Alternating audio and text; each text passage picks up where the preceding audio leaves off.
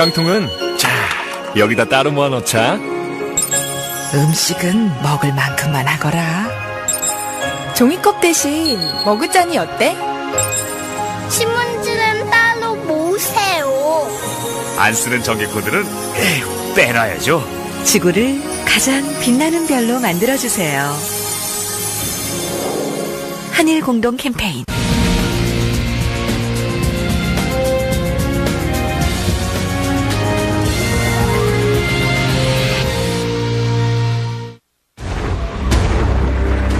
석유는 현대 문명에서 혈액과 같은 존재다.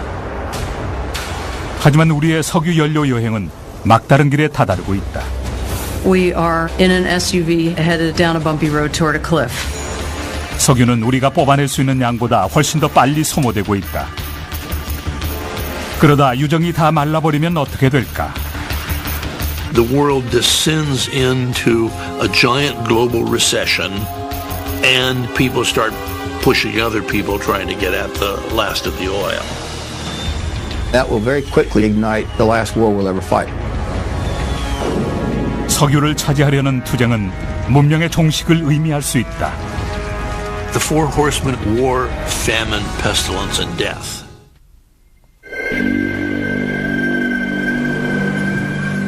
우리가 사는 세계라는 이 거대한 기계는 수십억 개의 부품들로 이루어져 있다. 그리고 그 기계를 움직이는 연료는 바로 석유다. 현재 미국에서는 도로를 달리는 3억 대의 차량 중 98%가 휘발유로 움직이고 있다. 대부분의 농지에서의 운송수단과 철도의 99%는 경유를 사용하고 모든 항공기는 제트 연료로 비행하고 있다. 석유가 공급되는 한 모든 게 순조로울 것이다. 그러나 석유 공급이 멈춰버리면 어떻게 될까? 전문가들은 그런 상황이 상상이 아니라 곧 일어나게 될 문제라고 말한다. We always knew that the oil would run out sooner or later. It's a non-renewable resource. But it was always assumed that it would be several generations from now. We would be in our grandchildren's lifetime or sometime after that. And by that time, we'd figure out something else. But here it is, the beginning of the 21st century, and we're already starting to see the signs of global oil production peak. And where's our plan B? Failing to plan is planning to fail. And I have not seen any plan so far. 2007년 2월 미 회계 감사원에서 발행한 보고서에 따르면 세계 정유 생산은 향후 몇십 년 내에 막바지에 이를 거라고 보고하고 있다.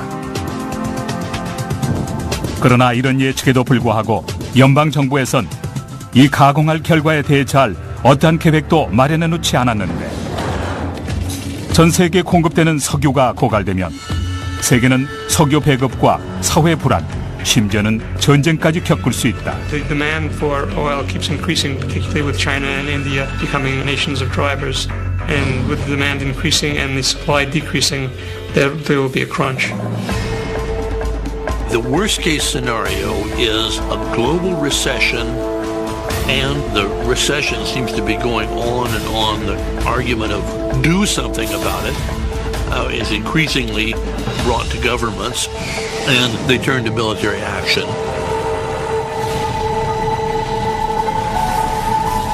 We are on our way to a disaster. So in order for us to avoid that, we better get ready and be prepared. 다들 원유 부족을 염려하지만 최악의 상황에 대한 대비는 전혀 돼 있지 않은 상태다. The average citizen doesn't feel any real threat from this because they've always had what they needed. Technology has always come through, and their leaders have always come through in one way or another, and they just believe that the future is going to be like the past. 그러나 이번엔 다를지도 모른다. I fear in my heart that it is too late and we cannot overcome this problem. 이것은 만만치 않은 문제다. 화석연료에서 재생 대체 에너지로 전환하는 일은 이제 걸음마 단계에 불과하기 때문이다. 태양광과 풍력 발전이 도움이 될 수는 있지만 전체 에너지의 1%에도 미치지 못하고 있다. 또한 전기만 만들어낼 뿐 운송연료는 되지 못한다. 석유는 주요 운송연료일 뿐만 아니라 필요한 전체 에너지 수요의 50%를 조달해주고 있다. 석유화학 제품 역시 대부분의 일상생활용품의 기본 구성 요소를 이룬다. 플라스틱이나 아스팔트, 타이어, 폴리에스테르와 화장품을 비롯해 의약품에도 쓰이고 있다. 하지만 처음부터 석유를 쓴 것은 아니었다. 19세기 이전만 해도 주요 동력원은 동물과 사람, 바람, 그리고 물, 석탄, 나무였다. 1859년 에드윈 드레이크 대령이 펜실베니아에서 미 최초의 유정을 채굴했을 때만 해도 석유가 얼마나 중요한 부분을 차지할지 사람들은 알지 못했다. When we first started using oil back in the 19th century, it was for lubrication and also for lighting. 그가 유정을 채굴한 지 몇십 년 후 자동차는 석유를 주요 자원으로 사용했다. 정유에 대한 갈증을 달래기 위해 지질학자들은 지속적으로 유전 사냥에 나섰다. 미국과 전 세계는 석유를 연료로 하는 과학기술을 나날이 발전시켰는데 비행기와 열차 그리고 자동차가 그 결과물이다. 값싸고 풍부한 정유는 황금알을 낳는 거위이자 황금알이었다. 영원히 바닥나지 않을 것 같은 정유는 기술 발달을 자극했다.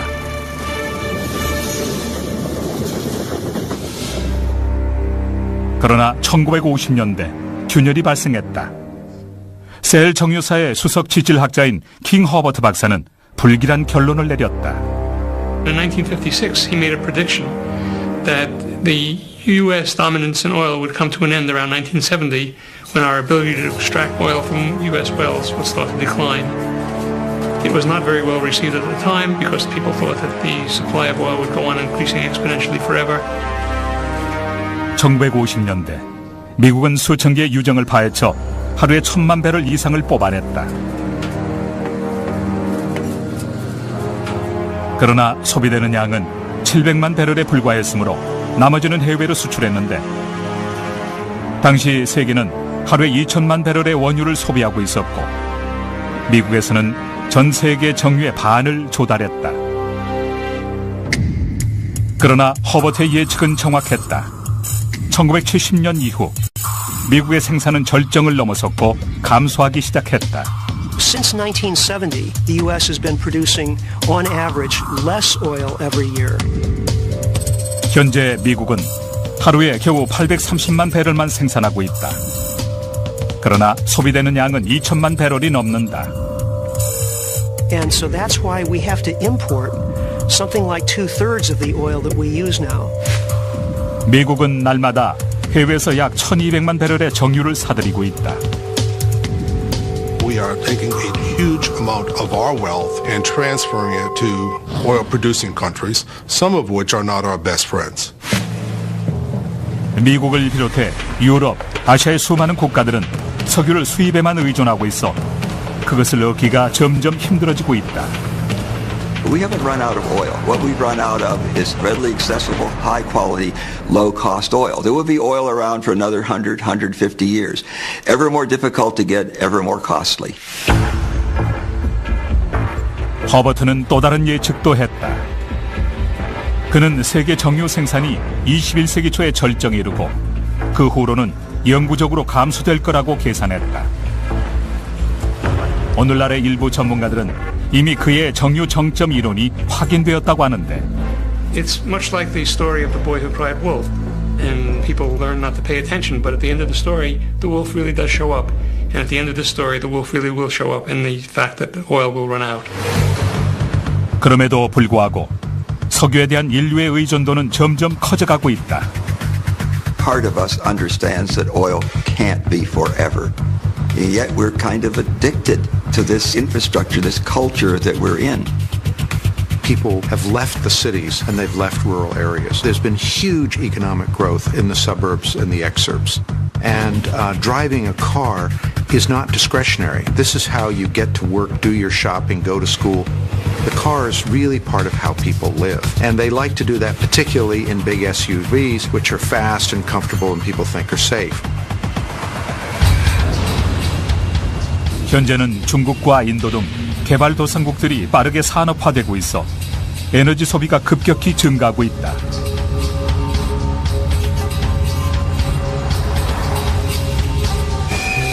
이렇게 되면 석유 생산은 한계에 이르게 되고 유통되는 양이 급격히 줄어들면서 끔찍한 결과를 가져오게 된다. I just can't imagine societies willingly accepting a enormously decreased quality of life when they have a huge military that could get the oil. 많은 전문가들이 우려하는 것은 운송과 산업, 농경, 그리고 통신 등이 완전히 멈춰버려 생활에 필요한 기본 필수품을 갖기 위한 필사적인 쟁탈전이 벌어지는 것이다. 지역과 지역, 혹은 국가와 국가 간의 말이다.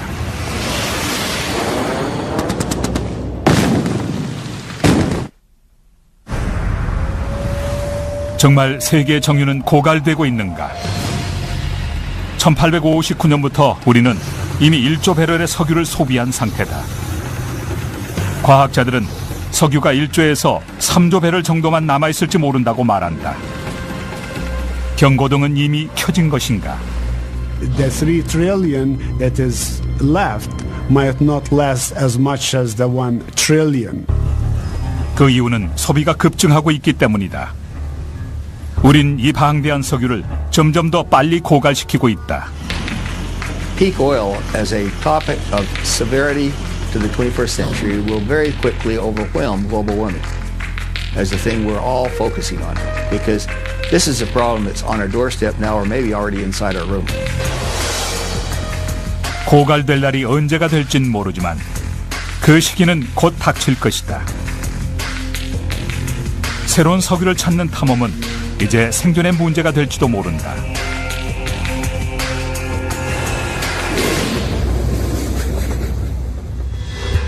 석유는 보통 지구 깊숙한 곳에 위치한다.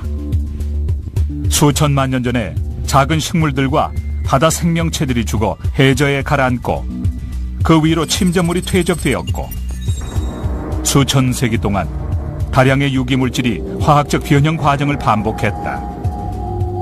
If it reaches just the right temperature, it got cooked into oil.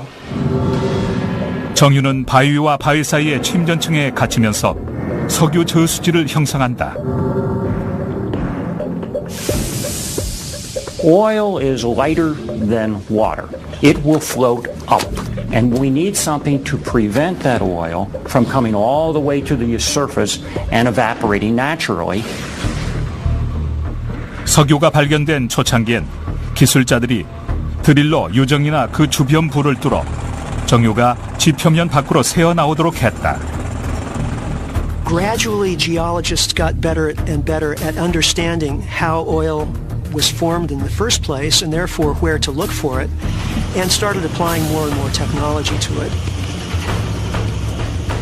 1930년 이후 지구 물리학자들은 지표면 아래의 지질을 연구하기 위해 사용하는 지진 영상 장비를 가지고 유정이 있을 만한 곳을 탐사했다.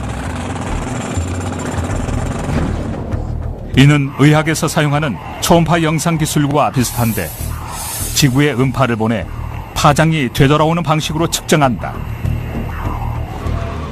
이 기술이 도움이 된다고 해도 정유 탐사는 여전히 도박과 같다. 유정이 생산성이 있다고 판명되면 원유를 캐낸 다음 정제하고 다시 변형을 시켜서 휘발유와 경유, 제트 연료 등 여러 제품을 만들게 된다. 그러나 정유를 찾아 땅속에서 끄집어내는 것이 쉬운 일이 아니며 또한 정유가 있는 곳까지 도달하기도 어렵다. The big issue on oil is whether we will have access to oil fields, whether U.S. companies or the developed world, our allies, will have access to the oil fields. 세계 최대의 정유 생산국인 사우디아라비아는 매일 1000만 배럴 이상의 정유를 뽑아내고 있다. 하지만 우리는 생산량의 극히 일부만 소비하고 있다. Saudi Arabia is by far the most influential. It is irreplaceable. This is like the central bank. You shut it down, you shut the whole global energy system down. 휴스턴의 투자은행가인 매튜 시몬스를 포함한 일부 전문가들은 사우디아라비아가 이미 정유 생산의 정점에 도달했다고 말한다. 앞으로 현재 수출 비율을 유지할 수가 없게 되는 것이다. 자신의 연구를 기초로 한 저서 사막의 황혼에서 그는 사우디아라비아가 석유 저장량을 1,600억 배럴에서 2,600억 배럴까지 부풀렸다고 주장한다. They have vast amounts of oil, but it's a little bit like when you're using toothpaste, and about halfway through the tube, it starts to get harder and harder to get the remaining amount out, and you finally throw the toothpaste tube away with an awful lot of toothpaste still left in the tube. It's just not worth getting out. That's where we are today with our high-quality oil. 전통적인 유정 추출 방식은 특정한 유전 전체에서 3분의 1만 뽑아내는 것이다. 비록 정유가 많이 남아있다고 해도 나머지는 뽑아내지 않고 그대로 두는데 신기술은 정유를 최대한 많이 추출하도록 도움을 주는 반면에 정유의 고가를 앞당기기도 한다. 결국 이 위기는 어쩔 수 없이 다가온 것이다. 1973년 우리는 처음으로 반갑지 않은 상황을 맞이해야 했다. 바로 오펙, 즉 석유 수출국 기구의 담합으로 인한 원유 부족 파동이 발생한 것이다.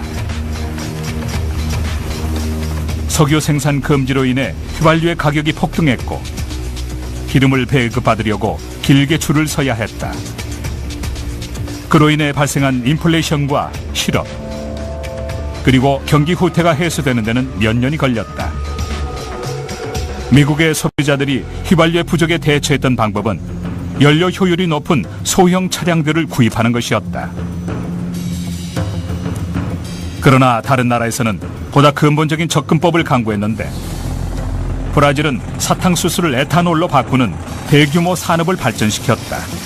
오늘날 브라질의 자동차 300만 대 대부분이 사용하는 연료는 에탄올이나 가소홀 그리고 혼합연료 제품이다. What Brazil did was exactly what other countries ought to have done, and that is to look for sources of energy which you controlled, which was in your country. 그러나 1980년대와 1990년대 원유가가 안정되면서 미국의 소비자들은 연료 효율성에 대한 관심을 잃어버렸다. 기름값이 싸지자 다시 휘발유 소모가 많은 SUV 고출력 자동차를 사용하기 시작했다. 그러나 최근엔 기름 가격이 다시 급등했고 원유가 풍부한 중동은 전보다 불안정해졌다. Americans all want to have energy independence, although they don't understand what that means. They want to reduce the dependence on the Middle East. They'd like greater efficiency, but they don't want pain. 현재 많은 전문가들은 바로 지금이 미국에서 에탄올 사용을 확대해야 할 시기라고 생각한다. 몇 년간 미국은 엔진 노킹을 피하기 위해 주 연료인 가솔린에 약 10%의 에탄올을 섞었다.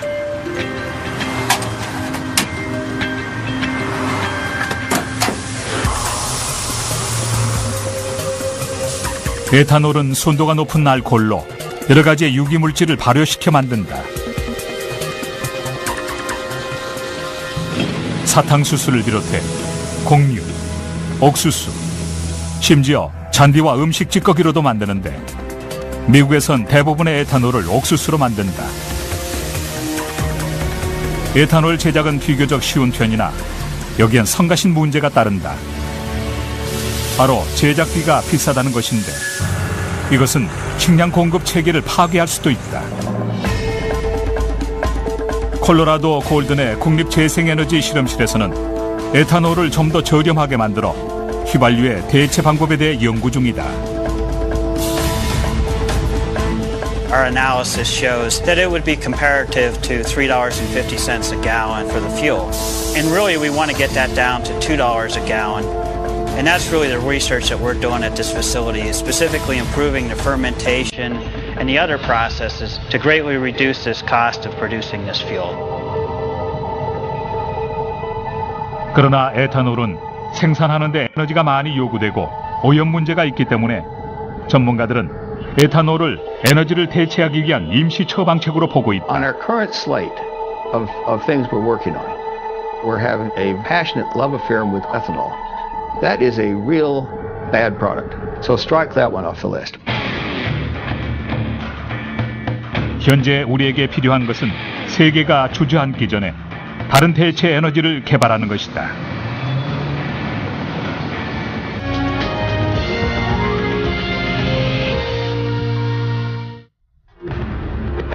석유는 언젠간 고갈된다.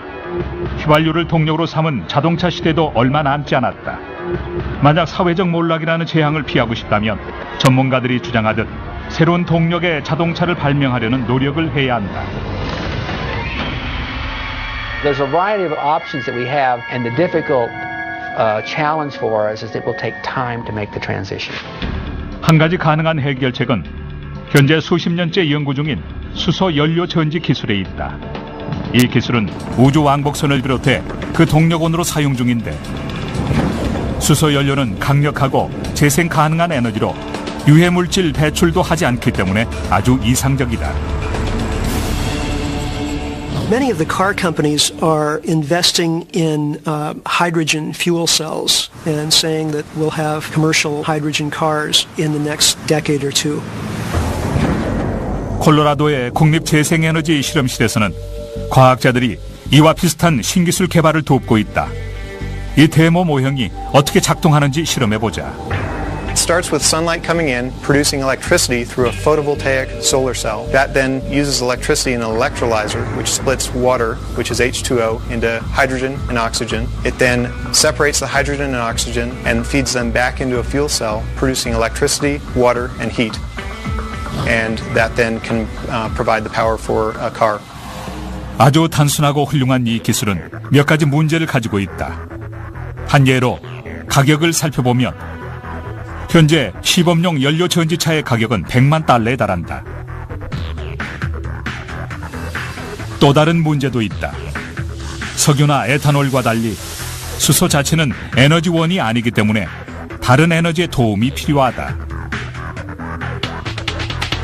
You have to make the hydrogen from something else. Most commercially made hydrogen now is from natural gas. It's possible to make hydrogen from water, but that requires a lot of electricity. 실용적인 연료 전지를 만드는데 수십 년이 걸린다면 단기적인 해결책은 무엇일까? 요즘 하이브리드 기술이 그 틈을 메우는데 도움이 될 거라고 생각하는 에너지 전문가들이 늘고 있는데 혼다는 1999년 미국 시장에 인사이트라는 최초의 하이브리드 차를 대량으로 내놓았다. 이 차들은 놀라울 정도로 효율적인데 전기 모터와 휘발유 엔진을 사용하면서 자동차의 동력을 조절한다. 또한 기존의 차들보다 휘발유가 적게 든다. 아무리 최고의 내연기관 엔진이라고 해도 전기 모터가 더 효율적이기 때문에 점점 그 인기는 높아지고 있다. Hybrid sales are up, but the fact of the matter is it takes about 14 years to turn over the capital stock of the automobile fleet. So we're just beginning on that. There's still a lot of SUVs out there and people want to keep driving. 기름값의 지속적인 상승과 SUV 판매 감소로 인해 하이브리드 기술은 계속 발전하고 있다. 이것의 다음 단계는 플러그인 하이브리드다. 밤새 충전을 해두면 자동차의 전기 모터 하나만으로 기름 동력으로 바꾸지 않고 평균 64km 거리를 왕복할 수 있게 된다. Special feature of a plug-in hybrid is that you have more battery capacity and you're able to go 10, 20, 30, 40 miles depending on the battery size and capacity. 이제 문제는 에너지를 더 많이 담을 수 있고 더 오랫동안 유지하는 배터리를 개발하는 것이다. 한편 10년 전에 제너럴 모터스사에서 선보인 바 있는 완전 전기식 자동차도 복귀 예정으로 이 디트로이트의 자동차 회사는 향후 몇 년 내에 더 볼트라는 컨셉트카 모델을 시판하겠다고 약속했다. 겉으로 보기엔 좋은 소식 같지만 자세히 살펴보면 그에 맞는 새로운 문제점들이 수반될 것임이 틀림없다. Where do we get all the extra electricity? And the most likely source, of course, is coal, because that's where we're getting most of our electricity now. If we have an electric power plant that's based on coal, it generates a great amount of carbon dioxide and unfortunately mercury as well, which is currently put into the atmosphere. This causes climate change. 그러나 새로운 기술의 발전이 해결책을 제시할 수도 있다. There are several ways we can deal with that carbon dioxide. In a big plant, it is not terribly difficult to capture the carbon dioxide. It's expensive, but not difficult. 이산화탄소를 굴뚝을 통해 대기 중으로 배출하는 대신 지하에 연결된 배관을 통해 지구 깊숙한 곳에 영원히 저장할 수 있다. 전문가들은 이런 식으로 석탄을 깨끗이 태울 수 있길 바란다. Clean coal technology would be one of the pillars, if you will, of any long-term national energy policy. 심지어 핵에너지조차 사용량을 늘리는 문제를 고려하고 있다. 원자로의 실패와 수천 년 동안 사라지지 않는 방사능 쓰레기 같은 위험 요소가 있긴 하지만 현재 미국 전력의 5분의 1을 조달하고 있어서 매우 유리한 면을 가진다. Nuclear is one of the few options that we have that offers a means of producing electric power without emissions of carbon dioxide and other greenhouse gases. 현재 이용할 수 있는 에너지원 중 가장 잘 알려지고 가장 깨끗한 것은 태양광과 풍력이다. 과학자들은 이 차세대 대체 에너지 기술을 크게 발전시키기 위해 많은 노력을 기울이고 있다. The purpose of this lab is to try to blend and meld together multiple ways of making different types of solar cells in order to make them more efficient and reduce the cost. 그러나 태양광과 풍력이 석탄을 대체하고 전기 자동차의 동력을 제공하기까지는 수십 년이 걸릴 것이다. The truth is, we are never going to be able to just unplug one thing and plug in another thing, and that is a great myth that Americans continue to have. We need now to have a very aggressive conservation program to buy some time and free up some energy. What are the best risks for the future? Conservation is almost always cheaper and faster to apply than research into energy sources or ramping up alternative energy production. 그러나 에너지 보존은 석유와 다른 화석 연료에 의존했던 생활상의 급격한 변화를 요구하게 될 것이다.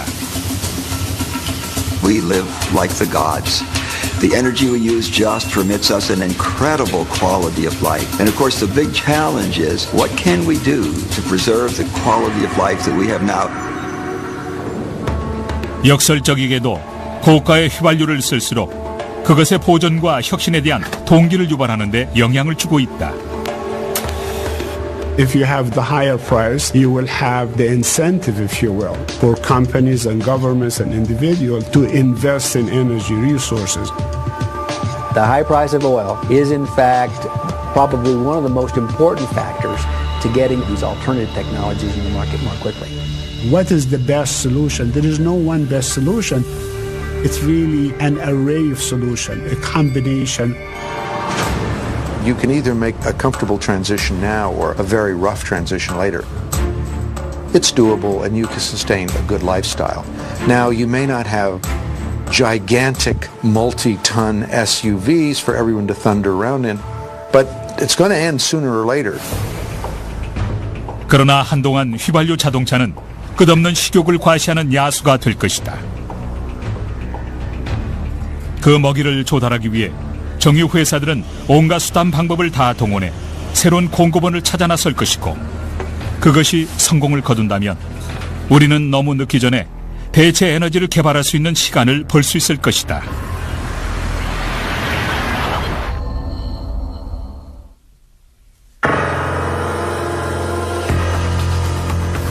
우리 앞에 펼쳐진 석유의 현실은 이제 더 이상 과거처럼 싸고 손쉽게 구할 수 있는 자원이 아니라는 것이다. Every day that we debate peak oil, we actually pull ourselves one more day closer to the abyss. If we wait until we're absolutely certain that oil has peaked, we've missed the boat. We've run out the clock. 그래서 지질학자들과 엔지니어들은 석유를 마지막 한 방울까지 뽑아내기 위해 모든 방법을 강구하고 있다. The technologies have evolved dramatically in the last few decades. And of course that allows us to go to areas that earlier would have been unthinkable. 그러나 우리에겐 너무 큰 도전이다. We are seeing discoveries now at very deep formation. We're talking about 40,000 feet. That is in 10,000 feet or deeper water depth. You're getting to the kind of tolerances and the kind of investment that you need for the space program. This is very, very sophisticated stuff. 루이지애나 해안에서 320km 떨어진 멕시코만 외곽에서 엔지니어와 지질학자 팀은 역사상 가장 무모할지도 모를 석유 프로젝트 작업을 벌이고 있다. 화석연료 탐사 및 개발 회사인 대본 에너지에서는 심해를 시굴하기 위해 첨단의 과학 공법을 사용하고 있는데 목표는 해저에서 8km 지점에 위치한 정유를 얻어내기 위한 것이다. Finding and producing reserves in the United States is key for us. We want to become less and less dependent on foreign oil and gas. Hence, we still have many deep water and unexplored horizons within our own U.S. boundaries. The deepwater Gulf of Mexico being one of the most exciting ones. 하나의 유정을 탐사하는 데 드는 비용은 1억 달러다. 그 과정은 대단히 어렵고 비용도 많이 들고 위험하다. 이만한 도박은 없다. 이곳을 개발하는데 6년이 걸릴 수도 있다. 그러면 개발 비용만도 60억 달러가 소요된다. 하지만 엔지니어들과 지진학자들은 150억 배럴에 상당하는 원유 저장고가 있을 거라고 생각한다.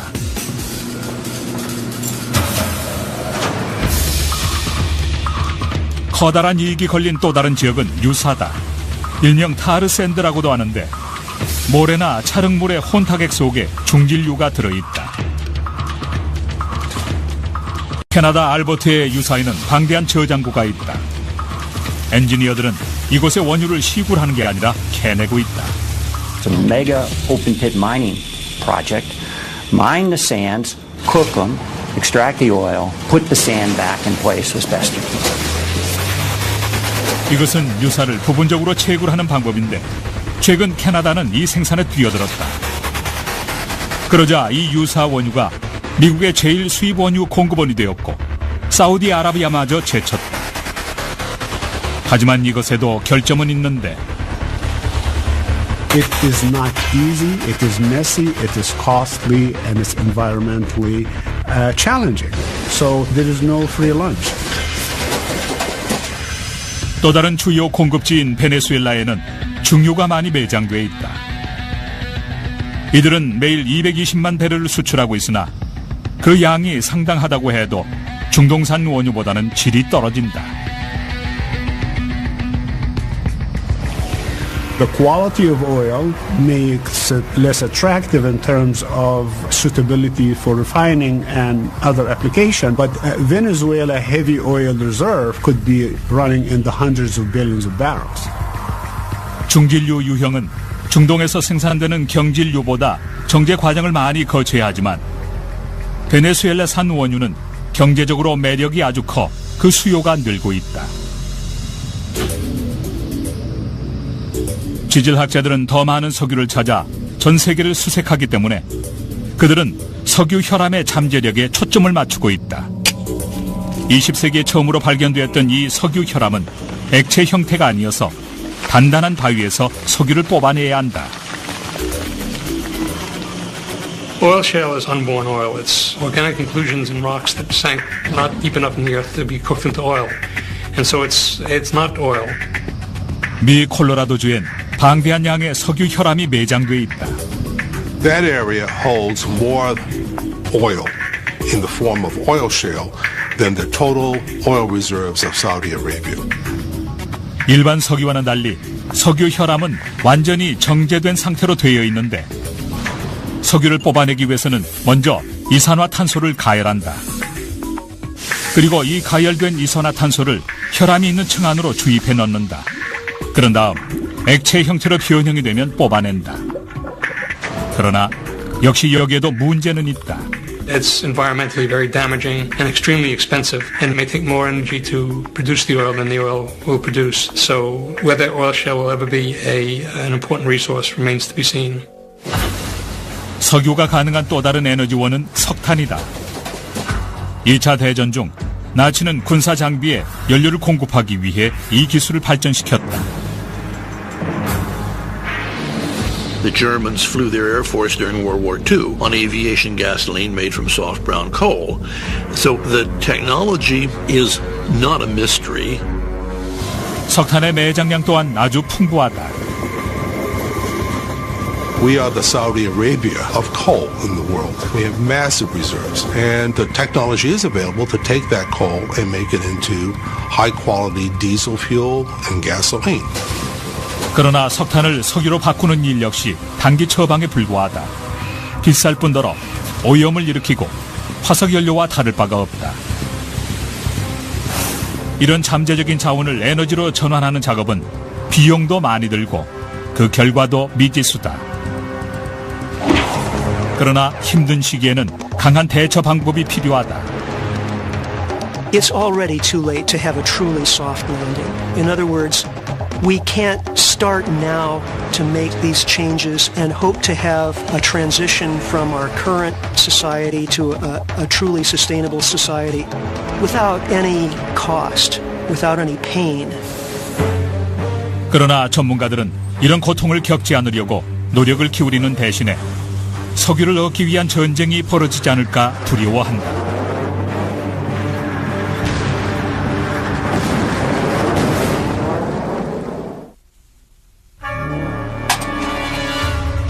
석유에 대한 수요가 급속도로 증가해 난개발의 부작용이 최고조에 달하면서 도미노 효과를 불러일으킬 수 있다. 그러면 우리는 다시 사회 경제적 혼란에 빠져들게 되고 이것이 더 심해질 수도 있다. There isn't a viable plan B out there. And the alternative to plan B, sort of plan C, is a global recession worse than the Great Depression of the 1930s. The four horsemen of the apocalypse: war, famine, pestilence, and death. 에너지 전문가 집단에서 제시한 우리가 맞닥뜨리게 될 시나리오는 그리 먼 미래 이야기가 아니다. 2012년이 되면 에너지에 굶주린 자동차를 보유한 중산층이 중국을 비롯해 인도와 여타 개발도상국들에서 폭발적으로 증가하게 된다. 전 세계 석유에 대한 수요는 하루 8,400만 배럴에서 1억 배럴로 급증하고 생산자들과 정제업자들은 수요를 맞추지 못한다. 이것은 연쇄 효과를 불러오는데 석유가 점점 귀해지면서 각국은 유리한 위치를 선점하려고 음모를 꾸민다. 석유 공급이 부족해지면서 갑작스런 인재나 자연재해가 상상할 수 없는 상황을 촉발시킨다. My biggest fear, and should be the world's biggest fear, is something similar to September 11, which take place in Saudi Arabia. 라스타 누라의 사우디 정유시설은 페르시아만에서 가장 큰 터미널로 이곳에서만 하루 1,000만 배럴의 석유 수송이 이루어진다. 만약 라스타 누라나 다른 주요 터미널이 테러범들의 공격을 받게 된다면 그 결과는 대파멸을 맞게 될 수도 있다. 심지어 평상시에도 이런 시설물들은 지극히 위험하다. 석유는 휘발성과 폭발성이 대단히 높기 때문이다. 일단 이 시설이 타격을 받으면 연속적인 재앙이 발생해 결국 시설물은 폐쇄된다. 그렇게 되면 하루에 생산되는 수백만 배럴의 정유를 처리해 수송하지 못하기 때문에 세계 경제는 순식간에 침체로 빠져들 것이다. My biggest concern long-term is a real outstripping of supply and a complete failure of breakdown in the system of energy security. We got a precursor in the United States in the summer of 1979 when we had our second long gas lines. There were shootings, there were fistfights, and cars would be smashed. 위기가 심화되면서 정유의 가격은 순식간에 배럴당 $150로 폭등한다. 주유소 가격은 1리터당 약 $2까지 치솟는데 SUV 차량을 가득 채우려면 거의 $200에 육박하고 교외에 사는 수천만 명이 대부분 이동이 불가능해지면서 출근하지 못하게 된다. 정유 가격이 상승하자 농장에서도 더 이상 농산물을 저렴하게 내놓지 못한다. 운반비가 연료비 상승과 맞물려 급격히 상승하기 때문이다. That'll raise the price of food. So if you have a combination of rapidly increasing energy costs and food costs, that means a general economic recession is almost guaranteed. 그리고 첫 겨울이 오면 가정용 난방료가 부족해지면서 가격이 폭등한다. 이에 대처하기 위해 사람들은 나무를 땔감으로 사용하게 되고 하늘에는 검은 연기로 가득 찬다. 연료를 구하지 못한 사람들은 살아남지 못한다. 수많은 제품이 휘발유에 의존하기 때문에 서비스 제품이나 제조품이든 간에 기본 생필품 가격은 하늘 높은 줄 모르고 치솟게 된다. 굶주림, 질병, 범죄가 발생한다. 운송 연료의 가격도 급격히 상승하면서 대부분의 소비자와 제조업자들은 점점 힘들어진다. 사업체들, 심지어 상위 500대 기업들조차 무너지기 시작하고 경제 상황은 점점 악화되어 이제 경기 침체가 극에 다다른다. We'd have an increasing problem with unemployment. People would be losing their homes because they couldn't make the payments. Banks would be failing. 주식시장이 붕괴되고 식량 배급이 부활한다. 수백만 명이 길거리에 나앉는다. 인플레이션은 심해지고 돈은 사실상 그 가치를 잃어버린다. The government would have to deal with people not having anywhere to go, not having jobs, and they'd have riots and unrest in the street. 경제가 무너지면서 암시장이 활성화되고 폭력배들이 늘어나 상인들을 보호한다. 사회는 몰락의 끝을 향해 비틀거리며 나아간다.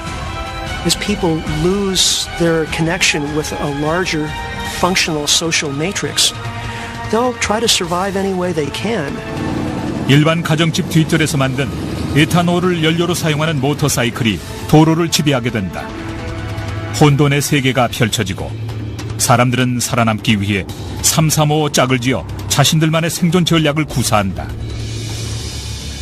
이런 절망적인 국가를 구하기 위해 정부에선 무장 개입을 고려하는데 The United States and China have both announced that they will not be denied access to world oil supplies because oil is vital to their economies.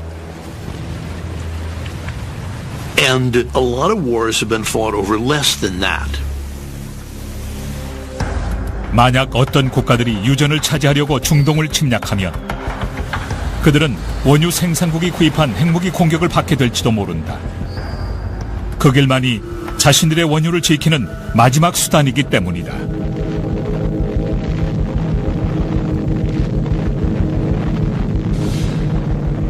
Because this is the most important aspect of the economy, this will be something we'll fight over. It'll be a real quick solution. Society will end.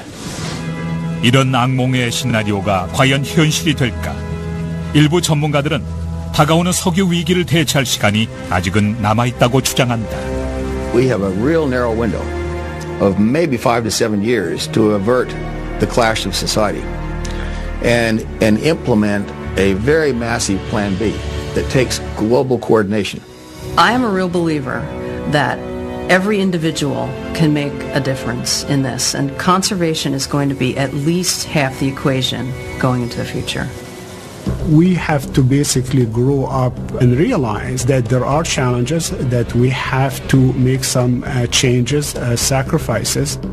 But again, it is better than war. Any sacrifice we make out of our pocketbook or inconvenient, it is better than losing somebody else's life.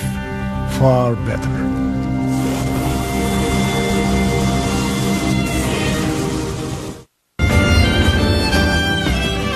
History Channel. 그러나 허버트의 예측은 정확했다. 1970년 이후 미국의 생산은 절정을 넘어섰고 감소하기 시작했다. Since 1970, the U.S. has been producing, on average, less oil every year. 현재 미국은 하루에 겨우 830만 배럴만 생산하고 있다. 그러나 소비되는 양은 2천만 배럴이 넘는다. And so that's why we have to import something like 2/3 of the oil that we use now. 미국은 날마다 해외에서 약 1,200만 배럴의 정유를 사들이고 있다. We are taking a huge amount of our wealth and transferring it to oil-producing countries, some of which are not our best friends. 미국을 비롯해 유럽, 아시아의 수많은 국가들은 석유를 수입에만 의존하고 있어 그것을 얻기가 점점 힘들어지고 있다. We haven't run out of oil. What we've run out of is readily accessible, high-quality, low-cost oil. There will be oil around for another 100, 150 years. Ever more difficult to get, ever more costly. 허버트는 또 다른 예측도 했다. 그는 세계 정유 생산이 21세기 초에 절정에 이르고 그 후로는 영구적으로 감소될 거라고 계산했다. 오늘날의 일부 전문가들은 이미 그의 정유 정점 이론이 확인되었다고 하는데 It's much like the story of the boy who cried wolf. And people learn not to pay attention, but at the end of the story, the wolf really does show up. And at the end of this story, the wolf really will show up in the fact that the oil will run out. 그럼에도 불구하고 석유에 대한 인류의 의존도는 점점 커져가고 있다. Part of us understands that oil can't be forever.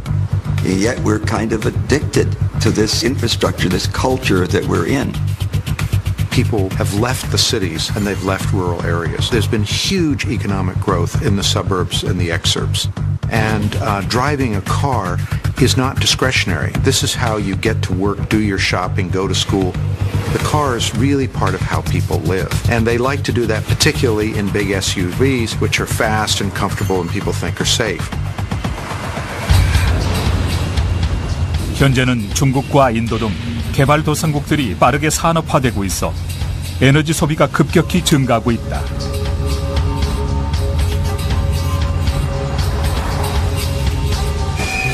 이렇게 되면 석유 생산은 한계에 이르게 되고 유통되는 양이 급격히 줄어들면서 끔찍한 결과를 가져오게 된다.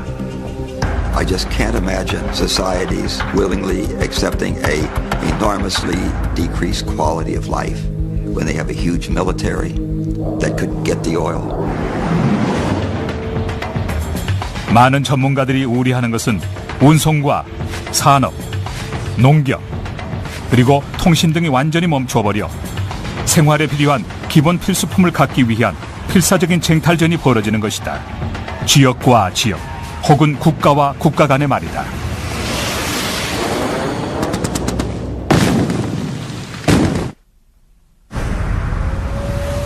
정말 세계 정유는 고갈되고 있는가? 1859년부터 우리는 이미 1조 배럴의 석유를 소비한 상태다.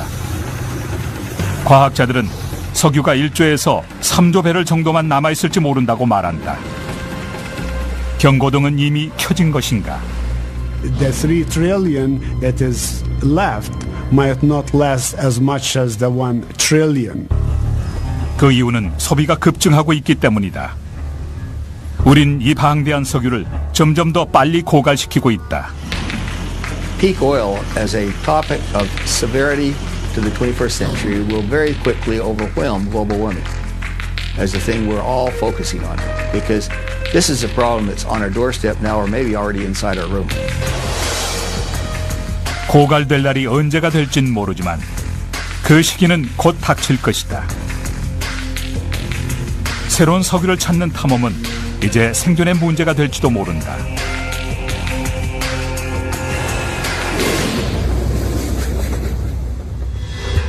석유는 보통 지구 깊숙한 곳에 위치한다.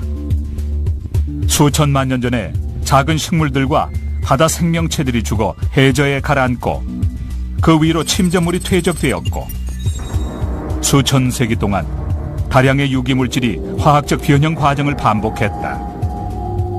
If it reaches just the right temperature, it got cooked into oil. 정유는 바위와 바위 사이의 침전층에 갇히면서 석유 저수지를 형성한다.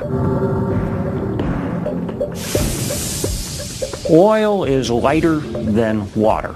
It will float up.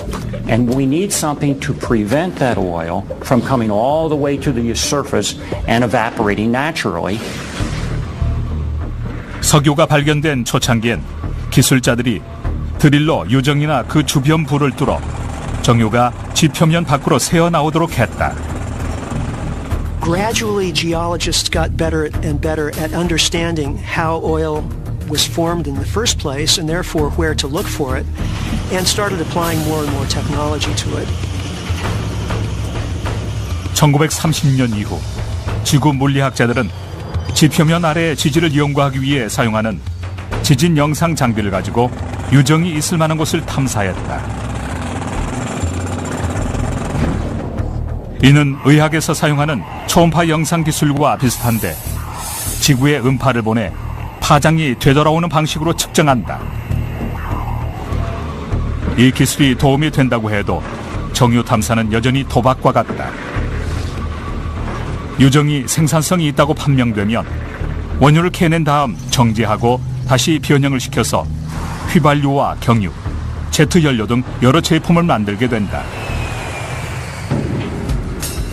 그러나 정유를 찾아 땅속에서 끄집어내는 것이 쉬운 일이 아니며 또한 정유가 있는 곳까지 도달하기도 어렵다. The big issue on oil is whether we will have access to oil fields, whether U.S. companies or the developed world, our allies, will have access to the oil fields. 세계 최대의 정유 생산국인 사우디아라비아는 매일 1000만 배럴 이상의 정유를 뽑아내고 있다. 하지만 우리는 생산량의 극히 일부만 소비하고 있다. Saudi Arabia is by far the most influential. It is irreplaceable. This is like the central bank. You shut it down, you shut the whole global energy system down. 휴스턴의 투자은행가인 매튜 시몬스를 포함한 일부 전문가들은 사우디아라비아가 이미 정유 생산의 정점에 도달했다고 말한다. 앞으로 현재 수출 비율을 유지할 수가 없게 되는 것이다. 자신의 연구를 기초로 한 저서 사막의 황혼에서 그는 사우디아라비아가 석유 저장량을 1600억 배럴에서 2600억 배럴까지 부풀렸다고 주장한다. They have vast amounts of oil, but it's a little bit like when you're using toothpaste and about halfway through the tube it starts to get harder and harder to get the remaining amount out, and you finally throw the toothpaste tube away with an awful lot of toothpaste still left in the tube. It's just not worth getting out. That's where we are today with our high quality oil.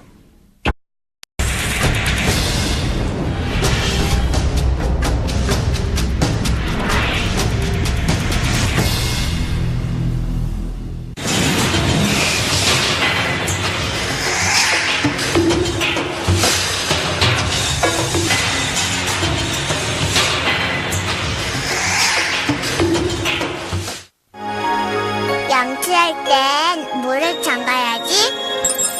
깡통은 자 여기다 따로 모아놓자. 음식은 먹을 만큼만 하거라. 종이컵 대신 머그잔이 어때? 신문지는 따로 모으세요. 안 쓰는 전기코드는 빼놔야죠. 지구를 가장 빛나는 별로 만들어주세요. 한일 공동 캠페인.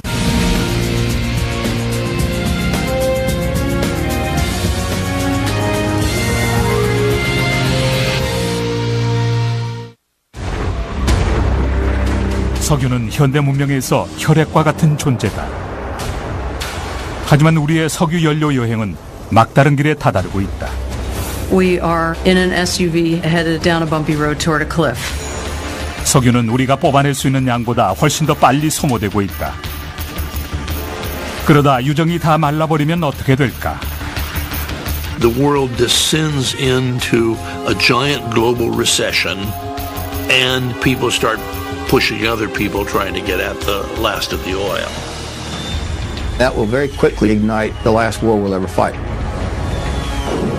석유를 차지하려는 투쟁은 문명의 종식을 의미할 수 있다. The four horsemen: war, famine, pestilence, and death.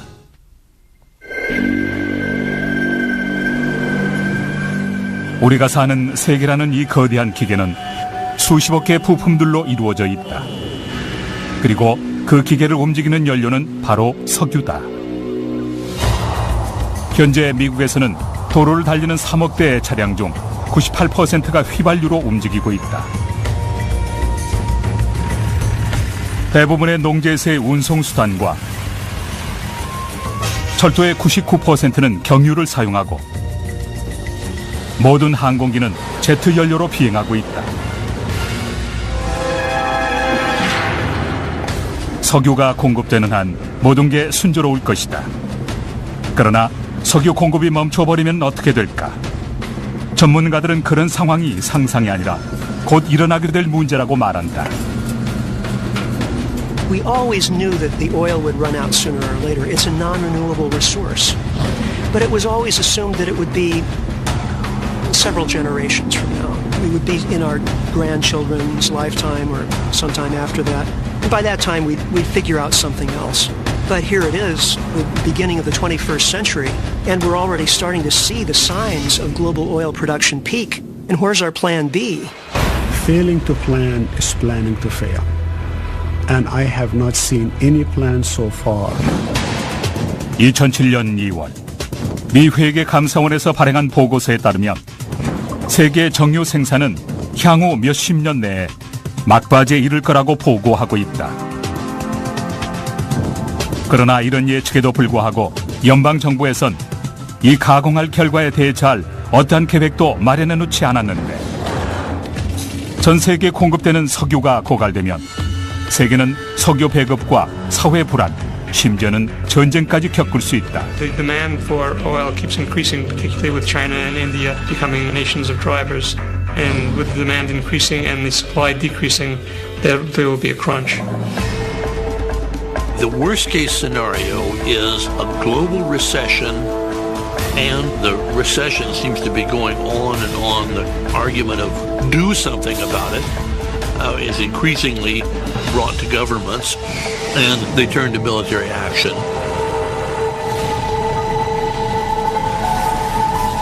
We are on our way to a disaster. So in order for us to avoid that, we better get ready and be prepared. 다들 원유 부족을 염려하지만 최악의 상황에 대한 대비는 전혀 돼 있지 않은 상태다. The average citizen doesn't feel any real threat from this because they've always had what they needed. Technology has always come through, and their leaders have always come through in one way or another, and they just believe that the future is going to be like the past. 그러나 이번엔 다를지도 모른다. I fear in my heart that it is too late and we cannot overcome this problem. 이것은 만만치 않은 문제다. 화석연료에서 재생 대체 에너지로 전환하는 일은 이제 걸음마단계에 불과하기 때문이다. 태양광과 풍력 발전이 도움이 될 수는 있지만 전체 에너지의 1%에도 미치지 못하고 있다. 또한 전기만 만들어낼 뿐 운송연료는 되지 못한다. 석유는 주요 운송연료일 뿐만 아니라 필요한 전체 에너지 수요의 50%를 조달해주고 있다. 석유화학 제품 역시 대부분의 일상생활용품의 기본 구성 요소를 이룬다. 플라스틱이나 아스팔트, 타이어, 폴리에스테르와 화장품을 비롯해 의약품에도 쓰이고 있다. 하지만 처음부터 석유를 쓴 것은 아니었다. 19세기 이전만 해도 주요 동력원은 동물과 사람, 바람, 그리고 물, 석탄, 나무였다. 1859년 에드윈 드레이크 대령이 펜실베니아에서 미 최초의 유정을 채굴했을 때만 해도 석유가 얼마나 중요한 부분을 차지할지 사람들은 알지 못했다. When we first started using oil back in the 19th century, it was for lubrication and also for lighting. 그가 유정을 채굴한 지 몇십 년 후 자동차는 석유를 주요 자원으로 사용했다. 정유에 대한 갈증을 달래기 위해 지질학자들은 지속적으로 유전 사냥에 나섰다. 미국과 전 세계는 석유를 연료로 하는 과학기술을 나날이 발전시켰는데 비행기와 열차 그리고 자동차가 그 결과물이다. 값싸고 풍부한 정유는 황금알을 낳는 거위이자 황금알이었다. 영원히 바닥나지 않을 것 같은 정유는 기술 발달을 자극했다.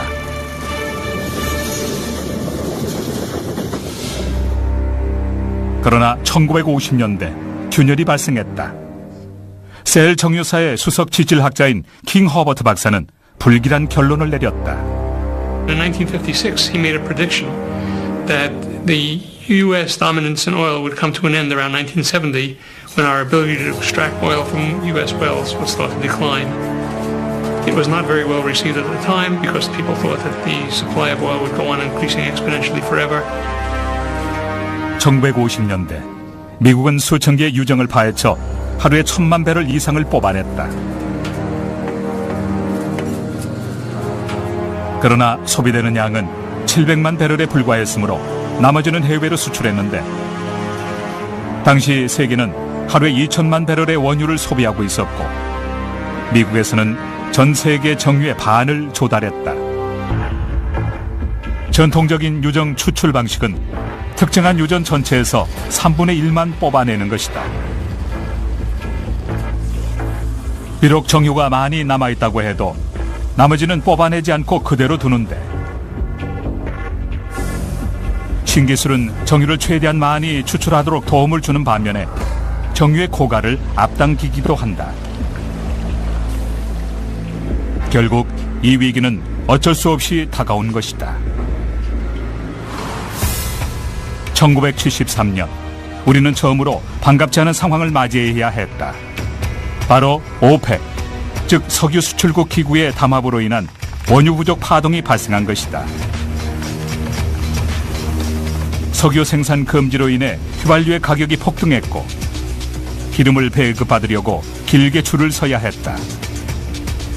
그로 인해 발생한 인플레이션과 실업 그리고 경기 후퇴가 해소되는 데는 몇 년이 걸렸다. 미국의 소비자들이 휘발유의 부족에 대처했던 방법은 연료 효율이 높은 소형 차량들을 구입하는 것이었다. 그러나 다른 나라에서는 보다 근본적인 접근법을 강구했는데 브라질은 사탕수수를 에탄올로 바꾸는 대규모 산업을 발전시켰다. 오늘날 브라질의 자동차 300만 대 대부분이 사용하는 연료는 에탄올이나 가소홀 그리고 혼합연료 제품이다. What Brazil did was exactly what other countries ought to have done, and that is to look for sources of energy which you controlled, which was in your country. 그러나 1980년대와 1990년대 원유가가 안정되면서 미국의 소비자들은 연료 효율성에 대한 관심을 잃어버렸다. 기름값이 싸지자 다시 휘발유 소모가 많은 SUV 고출력 자동차를 사용하기 시작했다. 그러나 최근엔 기름 가격이 다시 급등했고 원유가 풍부한 중동은 전보다 불안정해졌다. Americans all want to have energy independence, although they don't understand what that means. They want to reduce the dependence on the Middle East. They'd like greater efficiency, but they don't want pain. 현재 많은 전문가들은 바로 지금이 미국에서 에탄올 사용을 확대해야 할 시기라고 생각한다. 몇 년간 미국은 엔진 노킹을 피하기 위해 주 연료인 가솔린에 약 10%의 에탄올을 섞었다.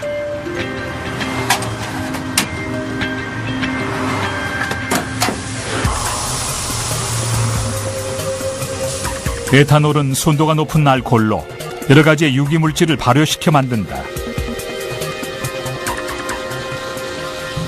사탕수수를 비롯해 곡류, 옥수수, 심지어 잔디와 음식 찌꺼기로도 만드는데 미국에선 대부분의 에탄올을 옥수수로 만든다.